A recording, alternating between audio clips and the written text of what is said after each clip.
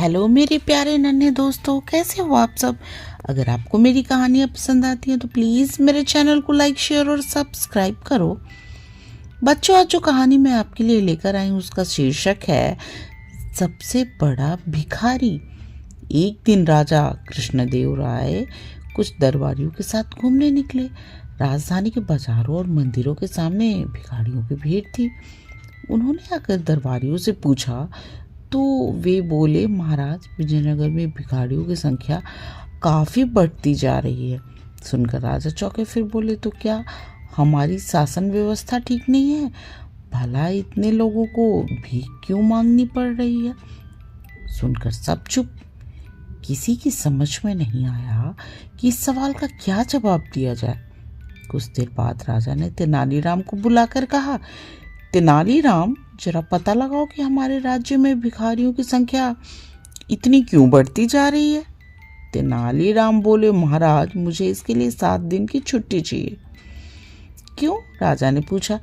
इसलिए महाराज कि मैं भी भीख मांगकर थोड़ी कमाई कर लूं, फिर आपके सवाल का जवाब भी ढूंढ लूंगा।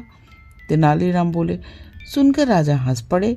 बोले, ठीक है तेनालीराम, पर 7 दिन के अंदर मेरे सवाल का जवाब मिलना चाहिए। एक एक करके 6 दिन बीत गए। राजा को उत्सुकता थी कि भला तेनालीराम कर क्या रहे हैं। उन्होंने दरबारियों से पूछा तो सभी मुंह फेर कर हंसने लगे। आखिर पुरोहित ने कहा, महाराज, वाकई तेनालीराम भीख मांग रहे थे, हमने खुद अपनी आंखों से देखा था। तेनालीराम बहुत जिद्दी हो गए हैं, अब तो उन्हें राज दरबार की प्रतिष्ठा की परवाह भी नहीं है, मंत्री ने कहा। राजा को क्रोध आ गया। बोले, अच्छा, तो अब तेनालीराम ने भीख मांगना भी शुरू कर दिया। राजा अपनी बात पूरी कर पाते इससे पहले भिखारियों का एक दल वहां आ गया। उनमें से आगे वाला भिखारी बोला, महाराज, अभी भीख मांगना कहाँ सीख पाए हैं। भीख मांगकर पहले तो गुजारा ही कहाँ होता है, फिर उसमें न जाने किस किस का हिस्सा। किसका हिस्सा? राजा ने पूछा।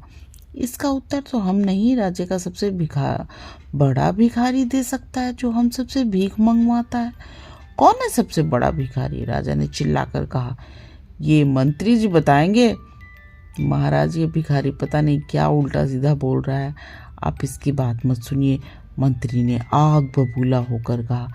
ठीक है महाराज, आप उस भिखारी की बात सुनिए, पर मेरी बात तो आपको माननी पड़ेगी। कहते कहते आगे खड़े तेनालीराम ने अपना फटा चोंगा उतारा तो सामने तेनालीराम खड़े थे। देखकर राजा चकराए।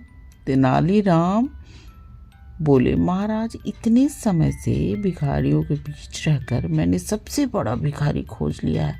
मंत्री जी बताइए कि उन्होंने उसे कहाँ छुपा दिया है, वरना तो।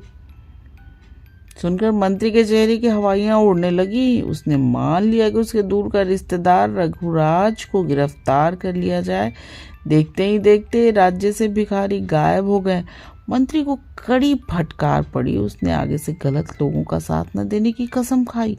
हर कोई तेनालीराम की प्रशंसा कर रहा था। बच्चों, अगर मेरी आज की कहानी आपको पसंद आए तो प्लीज़ मेरे चैनल को सब्सक्राइब करो। और मेरे प्यारे नन्हे दोस्तों, आप आराम से सो जाओ और सपनों की दुनिया में खो जाओ। गुड नाइट मेरे प्यारे नन्हे दोस्तों।